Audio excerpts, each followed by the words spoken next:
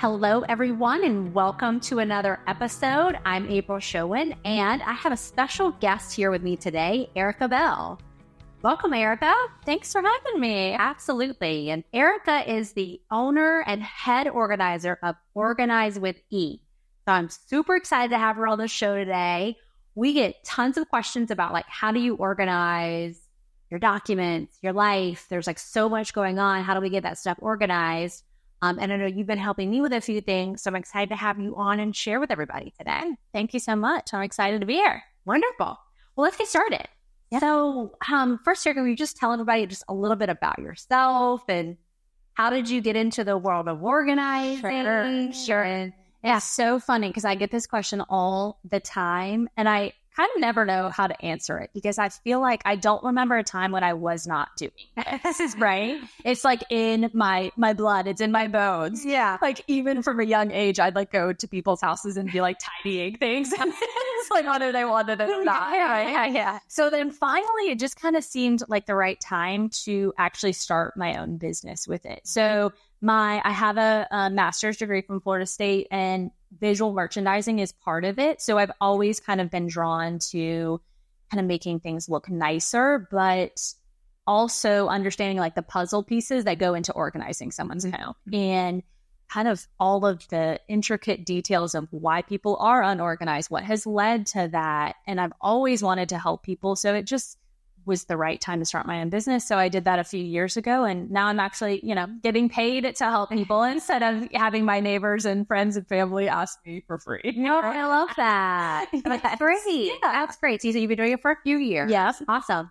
And so talk about the range of services. So professional organizer, break that down for us. What is that? What do you do? How do you help people? Kind of break that down for us. So it's so funny because it doubles as a therapist in so many ways. Because I was saying, there's a reason why people maybe get unorganized or have a lot of clutter in their home. It's not black and white, right? It's not just, things just happen. There's things that go with it. So someone will reach out to me. It can be anything from just maybe one simple project, help them with their desk or help redo their office. Or it can be their entire home. I have some people who are still really recovering from the pandemic. They bought too much and now they are just flooded with things. So it really can range across the board to even kind of life organizing, right?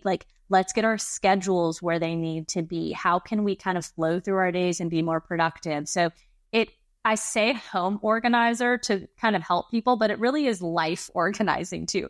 You name it. If you have kind of trouble with it, we can help you create systems that will work for you and your family. Absolutely. So give us some examples. What do you see as kind of most common? What do people most ask for? Oh, it's so funny. It's across the board.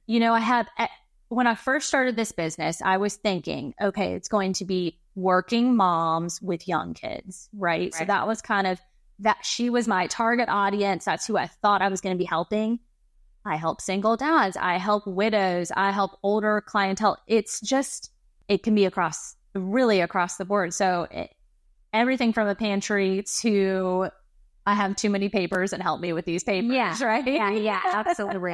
And I know when we first met, one of the things we talked about was how it's almost like a domino effect, right? We can start in one area, and I'm sure we'll get into this, but kind of the idea of just, it can be a little overwhelming. You think about having someone come in and you may need some help across maybe the entire home in this case, but maybe starting with one project, but then you talk about how then sometimes that bleeds over into sure. Where else? Yes, I know. And that was the other thing when I had first started was maybe it's going to be kind of cut and dry. Someone will call me in, we'll redo their pantry. That'll be great. And I did not realize how much it would kind of bleed into other areas of the home, but that makes sense. You have your pantry. You don't have enough space in it. You're putting things elsewhere. Now you're putting things in your linen closet where things don't need to be. So it's really a giant puzzle. And luckily, I've always loved to do puzzles, but and that's why it's not easy to say, okay, it's just this project. I let people know that, okay, I'll give you a quote for hours, but it could take a range because we do end up in different rooms. So like, oh, I didn't realize you were going to end up in my garage. Or it's like, right. We just are trying to kind of get to square one and start fresh in those spaces and do it the right way too. Yeah, absolutely. Absolutely. So when you're thinking about like helping clients or just anyone like listening to this, what are maybe some kind of think of like top 3 tips that you would give someone who's maybe just starting out? Yeah, sure. So not only to have like grace and patience with yourself, don't beat yourself up, don't come from a place of judgment. It's very easy to do this, but then we don't really get anywhere when we do that, right? But besides that, start small. It's overwhelming. You know, even if it's one space, it can still be overwhelming. So my idea, you know, one of my tips would be to start small, even if it's a junk drawer. You'll go through it, you'll kind of organize it how you want, and then you'll get the motivation to do more instead of saying, okay, my whole house is a disaster and I'm going to start with my closet, which is, spoiler alert, one of the hardest places to start. Don't do that. Start small, kind of get your training wheels, you know, and then take it from there. Also, one thing that people don't always either think of doing or want to do is take everything out of your space. So if you're just kind of shuffling things around, you're kind of tidying more than truly organizing. So you want to take everything out, even though it may seem like a hurricane has come through in your house. Take everything out, because then you're really going to be able to assess, what do you have? What needs to go to a different home, either different space in your home or to someone else's home. You know, what do you want to keep? What do you not want to keep? So take everything out. It really makes a world of difference.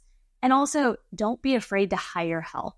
You know, going back to that judgment piece of it, I have a lot of people that they say they're embarrassed to hire someone. I'm like, I don't pretend to know how to do my own hair, or I don't cut my own grass. It doesn't need to be anything different than that. You're hiring some help. We all need help. Absolutely. You know, I see that a lot in the work that I do, right? As a financial advisor, where clients, they want the help, but if they feel, I always say, I equate like they come into my office for the first time and they feel like they have to financially undress. Yeah. Right? Yeah. Here's all my mess. Yes. What they feel like. Yes. I don't necessarily see it that way. Yeah. You know, and you've seen enough times, I think about like that medical doctor, they don't, right? There's no judgment. No. It's just like, here's what it is. You're able to kind of give some unbiased opinions and thoughts and solutions and things along those lines. But I definitely can see that. And even the work we did together of like, oh, this is how this feels. Yes. You know? Yeah. Yeah. Come into my master closet and like, see how it's very intimate. Yeah. And even with finances, people, they don't want to talk about all that time. They don't want to talk about that all the time. Yeah. And it's an intimate experience, just like organizing. But it's kind of, both of those things are something that we're kind of expected to know how to do without having any training for it. Right. We rarely get financial training unless you have some kind of business degree or degree in finance. And same with organizing. Either you don't know how to do it, you don't want to do it, but we're expected to keep these clean homes. And it's just, that's not just how it works all the time. Yeah. And I'm not sure if you can speak to this, but I think one of the things I thought was interesting or kind of most surprising is just thinking of these like storage solutions, like small things that you can buy to help organize a space where I don't think I was thinking of any of those things. Yeah. Yeah. You know? That's the thing about hiring an expert in any kind of realm is we have different tools in our tool belt that you don't know about all the time. You know, I'm big on let's use all the vertical space in your home because it goes unused so often. Let's use behind your doors because it goes unused so often. So same with like when someone comes and meets with you, you're saying, oh yeah, let's use this as a tool for this. And it's like, oh, I had no idea that that was an option. Right. Yeah, absolutely. So similar where, you know, you've seen it before and before, like time and time again. It's like, oh, this makes total sense. Yeah. You should do this. Yeah. Right. It's definitely the same thing. And it's a whole new world though for people. Yeah. And it's those little tweaks that I find make the biggest difference. So for so long, I just kind of thought it was commonplace to know a lot of these things. And then the more I would share them with people, it was like, oh no, people don't know about this hack or this tip or this trick. Yeah, absolutely. All those little things like you do make such a big difference. Yeah. Awesome. So what do you think are some of the like common mistakes people make when they're trying to do this on their own? I think not knowing where to start and having that kind of decision fatigue and that overwhelm, that's a big thing, so trying to have a plan, like I said, start small. And then once you kind of map out how you're going to do it in order of priority. If your office is driving you crazy, start there. And even by just having these steps, having a plan, it's going to help alleviate some of that just turmoil in your head, right? That decision fatigue. Also, a lot of times people want to buy things ahead of time. And even when I meet with clients, they're like, what can I do? How can I prepare? Which I love it. I love that you want to do homework. I love that people want to prepare. But I really say, please don't buy anything unless there's a product that you are just dying to use. And then I'll say, okay, we'll make it work. But besides that, I would say don't buy things ahead of time, because what happens is we force our items into those kind of spaces and they don't always make the most sense, So not buying things ahead of time, go through and do the purging, do the decluttering, do the organizing. Then you will see with what kind of categories you have left and what kind of makes the most sense for that space and what is the best solution. Also, kind of along the same lines is people try to look on Pinterest, look on social media, and then they want to replicate these ideas in their home, and it may not work for them. So we may be looking online and, you and I both have children, young kids. We may look online and see this, just very minimalist home and say, oh, I really love that. I'm going to implement, this open shelving concept and that and the other. Right. And then we're like, oh, wait, that doesn't look as nice when there's Nerf guns in it, So we try to, again, look at these pretty pictures and think that they're going to work for our home. And it just doesn't always work like that. That makes total sense. So really trying to create something that is specific for your family and going with how you naturally flow through your life. Don't try to go against what you're already doing. So sometimes people say you kick off your shoes right at the door. Okay, I have so many moms who are like, oh, I can't stand that my kids do this. Well, instead of fighting against and saying, having your kids pick up their shoes every time and move them to their room, which is a constant struggle and a constant fight, let's just put a basket by the door where we just keep our shoes.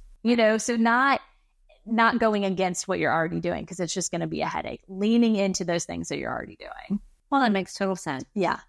Do you find that with some people, because I know this has been me in the past, where it's the start of the new year and I'm like, I'm going to organize my entire house, right? I'm gung-ho and just ready to go at it. Yeah. And I get started maybe, and for me, it was always start with the, reason why I picked the room closest to the front door. I love that. For whatever, we're having guests over. So you're like, this needs to be presented. We're going to start here. And I may do great with that one space, but then it's overwhelming, or maybe I'm halfway through a project and then I don't finish it. Yeah. And I think that's where starting small and really just trying to take bite-sized pieces, because otherwise you do get in over your head really quickly. Yeah. You really do. And it's great to have enthusiasm for the project, but then also having realistic goals. Same with, home construction, with anything. Just expect that it's going to take a little longer than you think it is. You may walk into a space and think, oh, I can do this in an afternoon.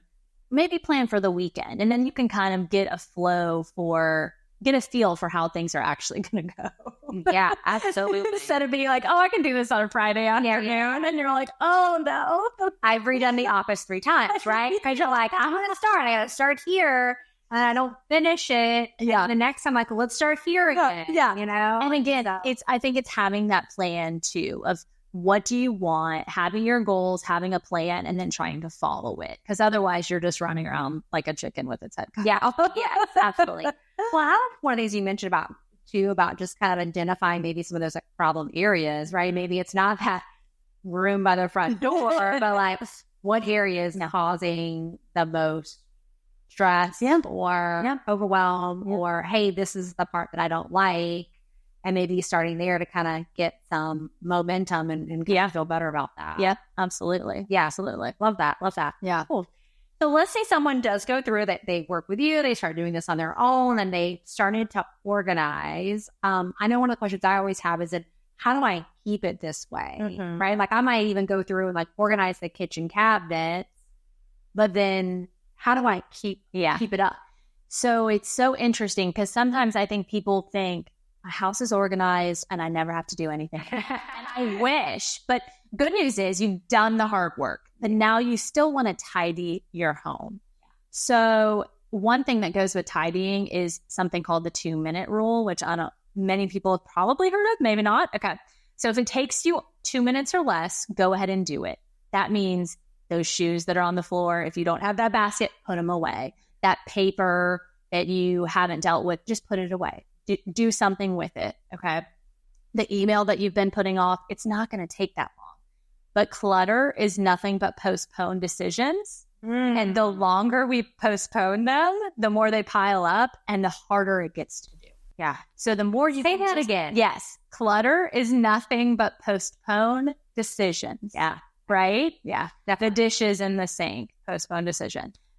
But then they pile up. Yeah.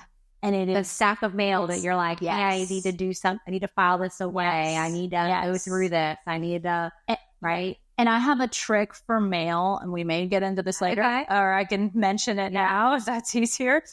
Something with the mail, because a lot of people have problems with paper. And I know we will go into this more in depth. My trick is that you don't get the mail out of your mailbox until you're going to deal with it. So when you grab it from your mailbox, anything that is coming into your home, you're doing something with. The junk mail is going in your recycling bin immediately. We're not bringing it into our home.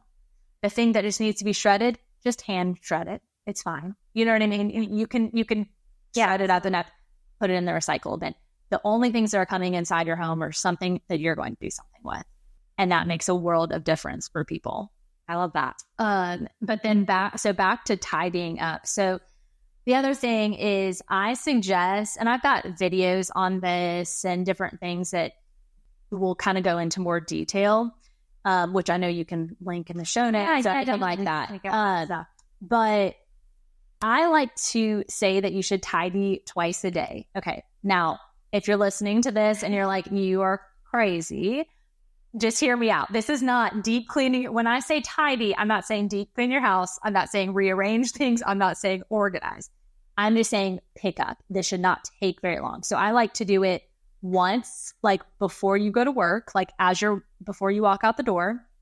So that way, when you get home from work, your house isn't crazy. And then also before you go to bed, so that when you wake up, your house is nice. So again, I'm talking about let's do something with those dishes, or let's pick up the clothes or move the laundry, stuff like that. Basic stuff. This is not going to add an hour to your day. This should only add a handful of minutes. The more you do this, the less you have to do things that take longer in the long run, right? So total sense. Yes. And then also keeping those systems in place, we want to kind of reset or reevaluate things every couple of months. You know, if you have kids, especially, you know, they're growing, they're changing, they're into different things, they're into different sizes.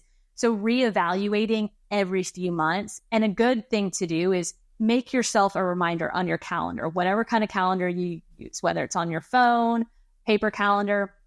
Hey, just check in on our systems. You know, maybe in 3 months, 6 months, your kids used to be really in, I was going to say Beanie Babies, but you know, your kids were in the cars and now they hate cars, you know, so we don't need to hold space for those special items anymore because they're not special. So just your systems have to grow and evolve with your family. But again, if you don't keep up with it and kind of touch base every now and then, it'll go back to kind of being a mess. Right. Yeah. So you think like every couple of months, maybe at least twice a year. Yes. Yeah. Again, I don't want this to be stressful. Like you're just trying to stay on top of it. So it shouldn't be a whole, you know, you're not spending a week doing this. It's just, you know what? Oh, I've noticed that this is really piling up over here. Okay, let's change that system then. You know, those types of things that are probably giving you a headache already. It's evaluating those types of things. Yeah. Love that. Yeah. I think about too, when helping clients, I talk about how we have to get the plan set up today. And then what we're doing is we're just really evaluating and adjusting it as we go. Yeah. Sometimes I use the analogy of like, we're on a sailboat, right? So we've already, charted our course, know exactly where we're going.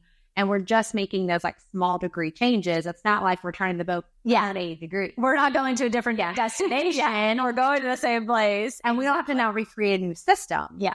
Right? We don't have to do all this stuff all the time. It's just kind of keeping up with it and tweaks and changes and exactly make it better along the way. Yep. Same thing. Yeah. I love that. Yeah. I love that. Anything else you kind of think of about maintaining the house? I know we're going to kind of get into more on like financial documents, organizing that. That's like a lot of questions I get from our clients. I know we're going to spend some time there. Anything else on like maintaining or getting started for someone? The only other thing I would say is if you have kids, I would encourage them to help you with this process. Be a part of it. You don't necessarily need them to be a part of like the decluttering and getting rid of things, the purging, but help them to maintain it. Help them to see what goes into it. My oldest is almost 6. She puts her laundry away. I may fold it for her, but she's going to put it in her drawers.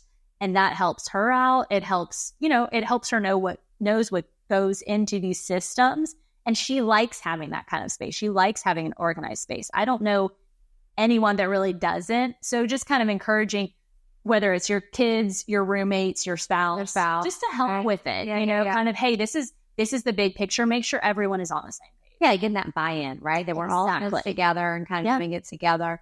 I just had the boys go through all of their books. Yeah. Because I was like, hey, go through it. Tell me which ones you want to read and don't want to read. Yeah. Like if they're telling me they're not going to read whatever this book is anymore, then unless there's sentimental value, there's no reason for us to hold on to it. Exactly. Now, I did tell them I have veto power.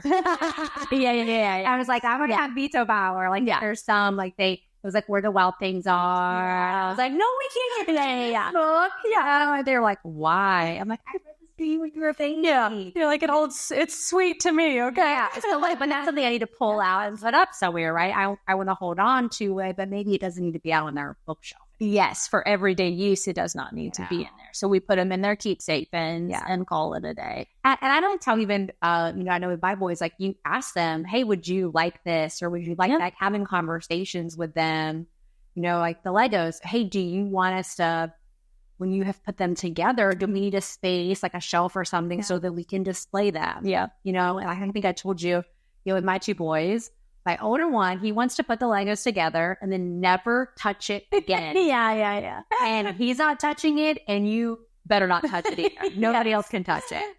And then my little one, he wants to play with them, and so it's just 2 totally different styles. So kind of working with both of those. Well, and along those lines, you may have, even with your spouse, it's maybe not with your kids, but even with your spouse, you guys may have 2 different styles. And so it's finding that common ground and figuring out the systems that work as a family for both of you guys. Yeah. But again, have those conversations, get the buy-in, compromise where you need to. Yeah. I love that. Yeah. Well, Erica, let's kind of switch over and start thinking about someone like a financial document, paperwork side. A lot of my clients tell me that they're overwhelmed, that they get a ton of mail, a ton of paperwork, and could be digital, right? Could be emails, could be actual hard copy paper on like different, their investments or retirement accounts or insurance policies, whatever it is.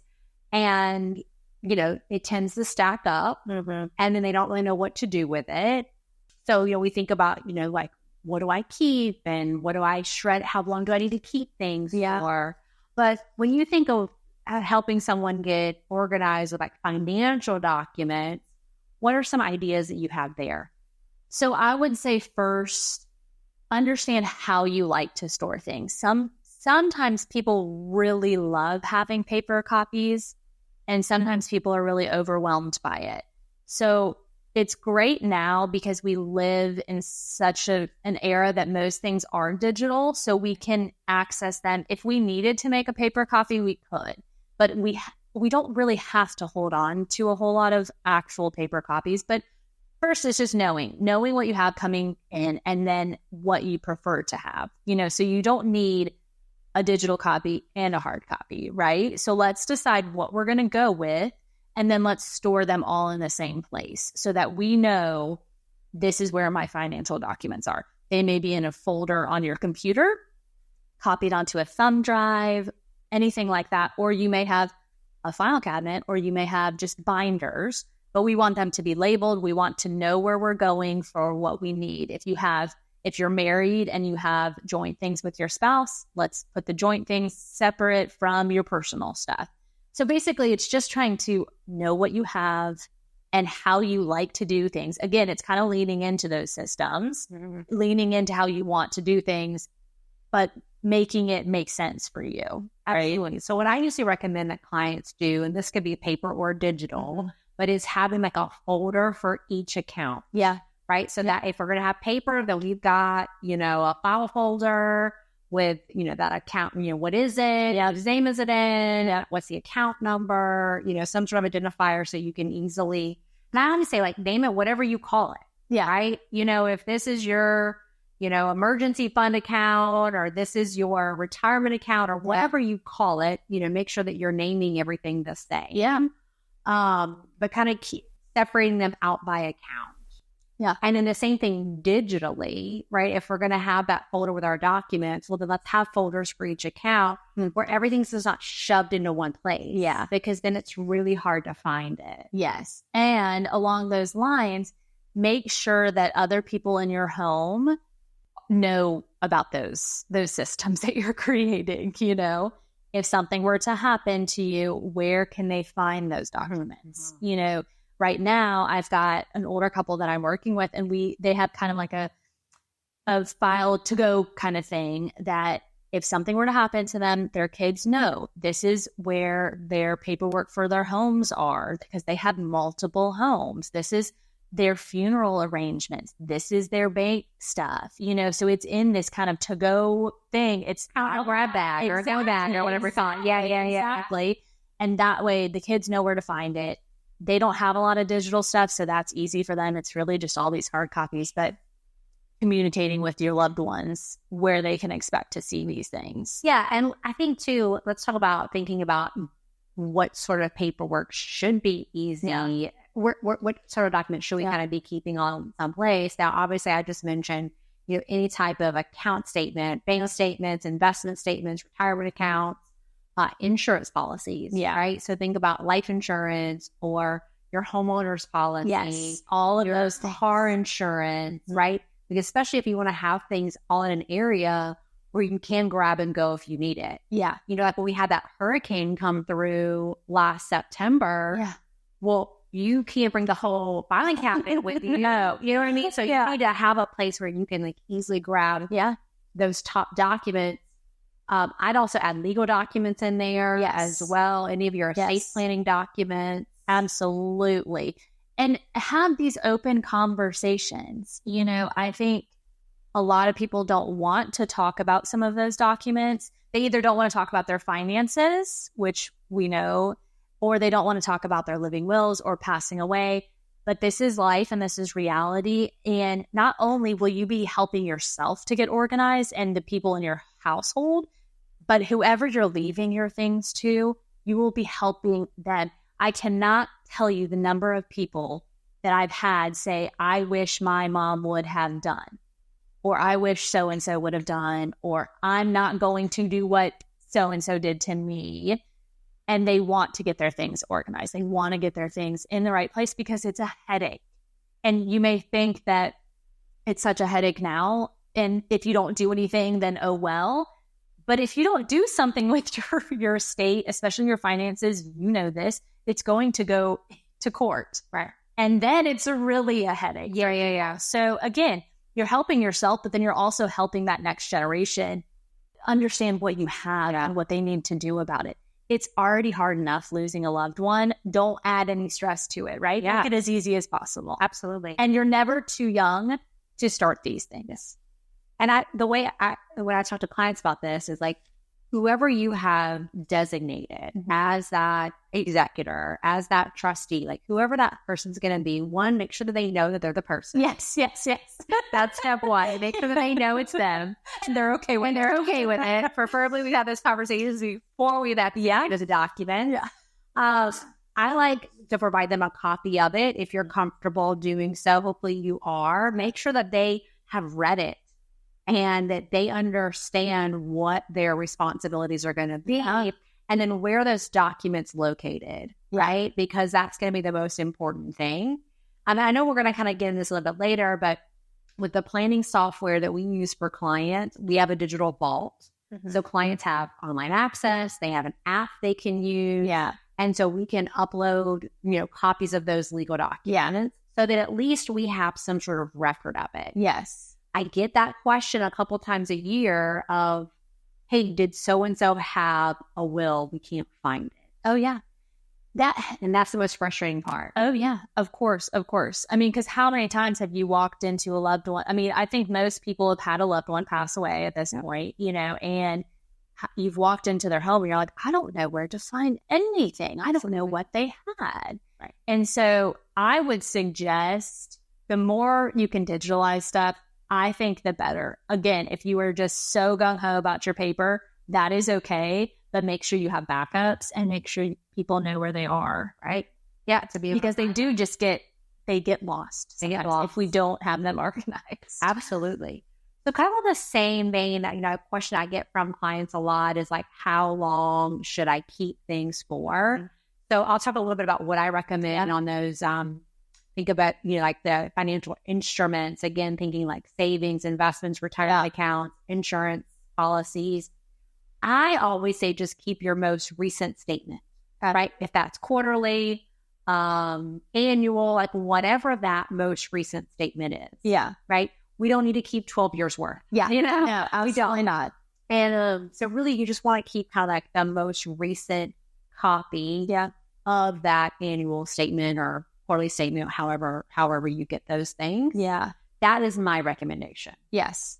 I love that. I would also suggest that. And I would say with anything that we say, double check with your financial advisor, with your lawyer, with your bank, with any of this to make sure that that's fine. But for most, you can get those documents if you need them. Think about your bank statements. I had a client recently who she didn't want to cancel her she didn't want to enroll for online banking because she thought it would cancel her paper statements. And I had to tell her, I'm like, you can still have both. Usually if someone has online banking, they kind of opt out of their paper statements, but you don't have to. So it's kind of debunking those myths too. So that's why it's good to talk to your specific bank.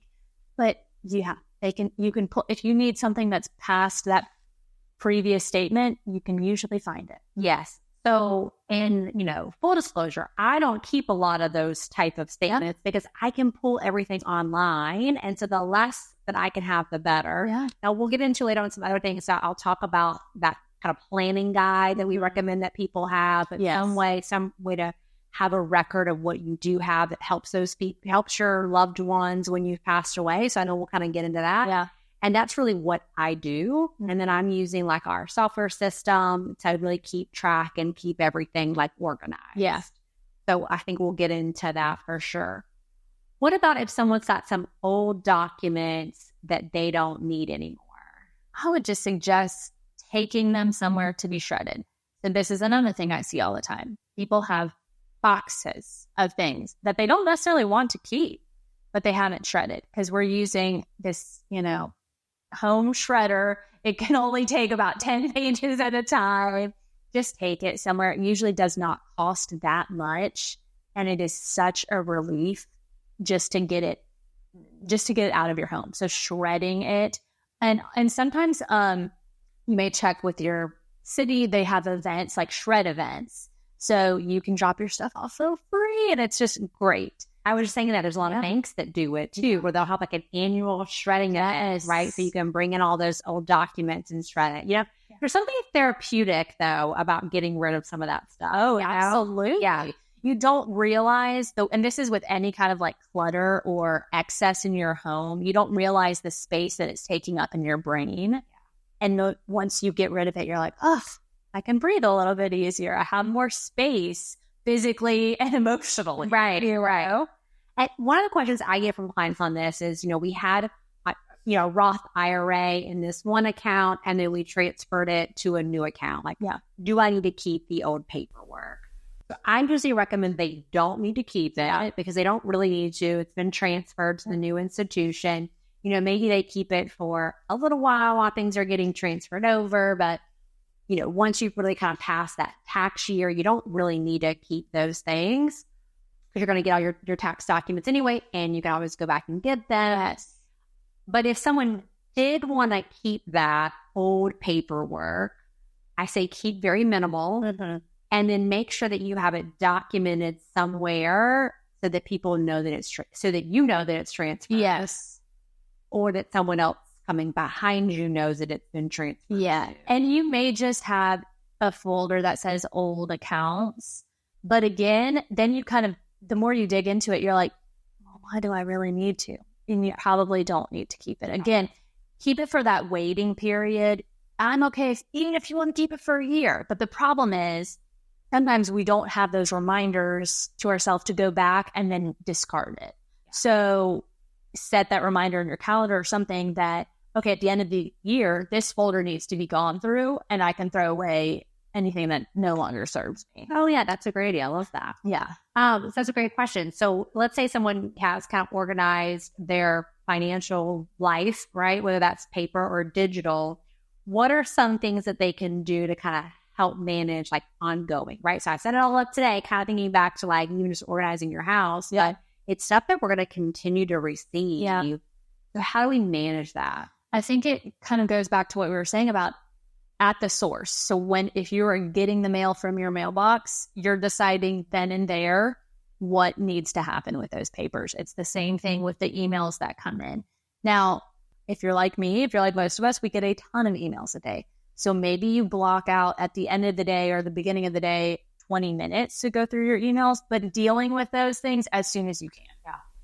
And not postponing it, because otherwise it does just pile up.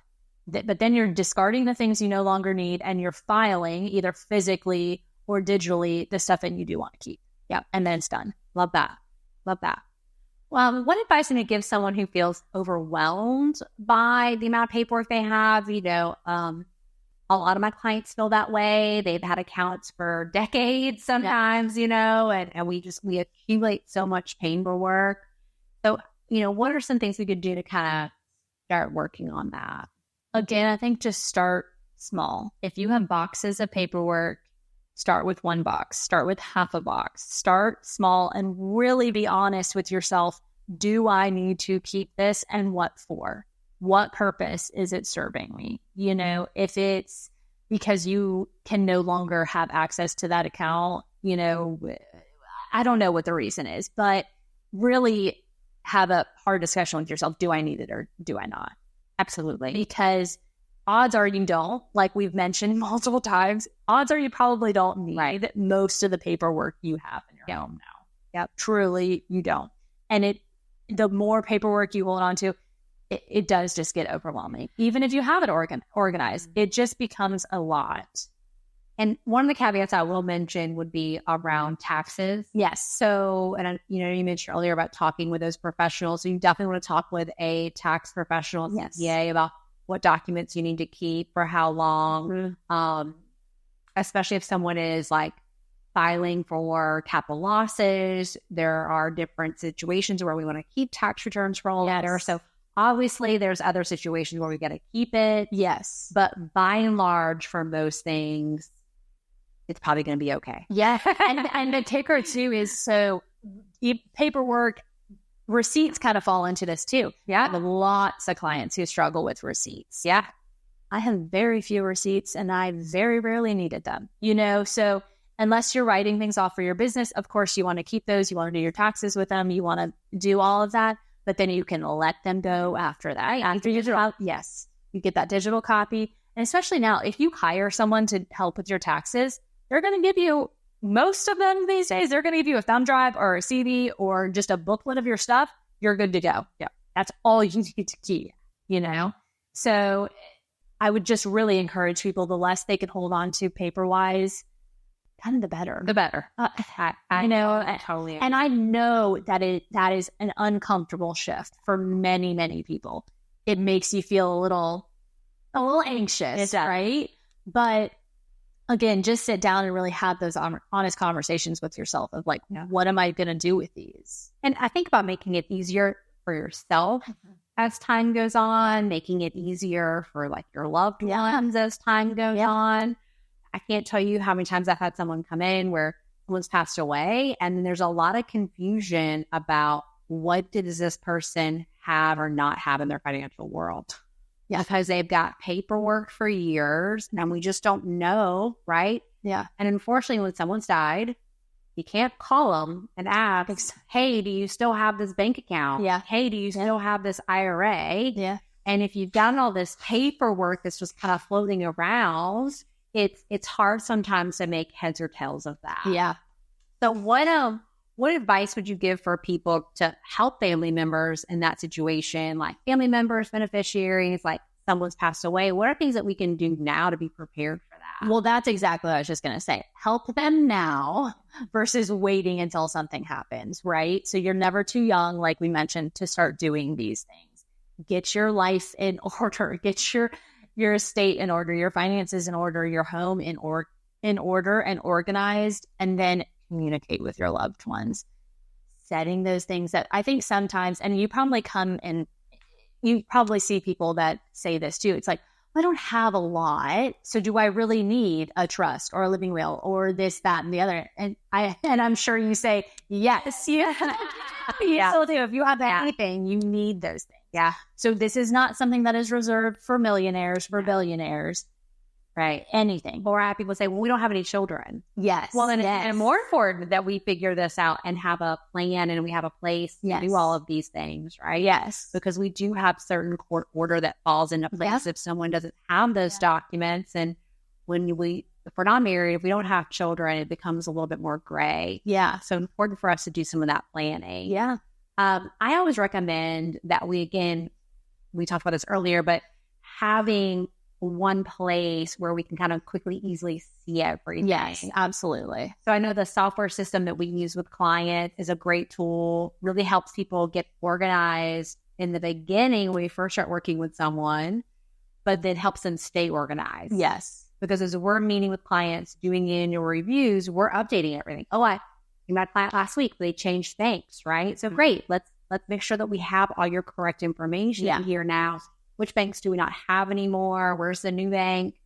So we can have that information. And if you're not working with a financial planner like yourself or an organizer like me, you just want to make notes.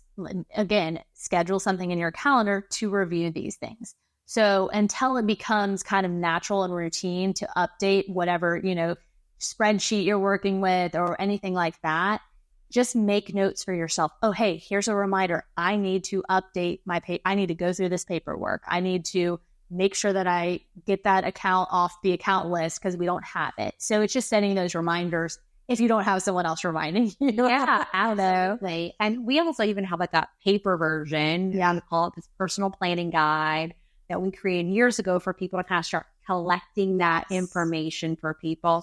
It's they could use it digitally as like a PDF or print it out and have hard copies of it.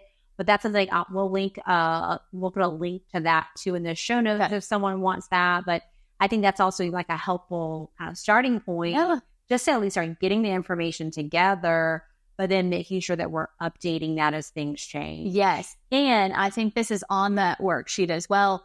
But, we keep talking about all these digital accounts, having those passwords written down somewhere for, again, you're not leaving this on your desk so that someone can, peek in through your windows and and see all your passwords. But this is so that your husband, your partner can know, oh, well, I've never paid the cable bill and now my loved one has passed. I need to know how to get into this account, simple things like that. Or for yourself, I have so many clients that are like, I don't remember the password to this. Yeah. And then, of course, they've written it down somewhere. We can't find the paper.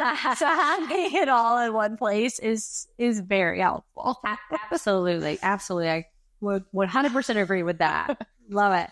Great. So are there any kind of, as we're going to wrap up here, any other like kind of last minute tips or advice that you have for people who are trying to kind of think about just organization in general? I think it's never too early to get started with any of this stuff, whether it's financial organizing, home organizing. Yeah, get started. And it may seem like you are climbing a mountain to begin with, and it may be very difficult. It may be emotional. There's reasons why we hold on to things, sentimental value, or just different things that, maybe we don't want to make those choices. It may be difficult, but it is so worth it in the end. The freedom you will feel knowing what you have, that's the biggest thing. I never come in and say, we have to get rid of all your things. Just like you with rents, it's not like someone's going to come in and you're like, oh, well, you're not rich enough. We can't work together. Right. It's like all these misconceptions, right? Sure. It's just about knowing what you have and having kind of a calm peace in your life and kind of understanding it. So it may be difficult in the beginning, but it's very, very, very worth it. Yeah, I love that. Great advice. And then where can people find you? So if our listeners want to connect with you in some way, like how can they find you? Yeah. So I have a website, which I'm sure we can link in the show notes, and that will have everything. I've got a YouTube channel, and it's got all sorts of kind of the steps I use for every organizing project. I've got stuff about tidying. I've got all sorts of stuff. So you can find that on my website. You can find just different rates if you want to hire me in person. I also have virtual consulting. So if your listeners aren't local to the Tallahassee area, they can kind of work with me on a virtual basis as well. So it can be found at organizewithe.com. And again, that will be in the show notes. Yeah, we'll make sure we add that there. Well, Erica, thank you so much for coming on the show today. Absolutely. This material is intended for general public use. By providing this content, Park Avenue Securities LLC and your financial representative are not undertaking to provide investment advice or make a recommendation for a specific individual or situation, or to otherwise act in a fiduciary capacity. If you'd like additional information about our services, you can visit our website at curryshowenfinancial.com, or you can call our office at 850-562-3000. Again, that number is 850-562-3000. This podcast is for informational purposes only.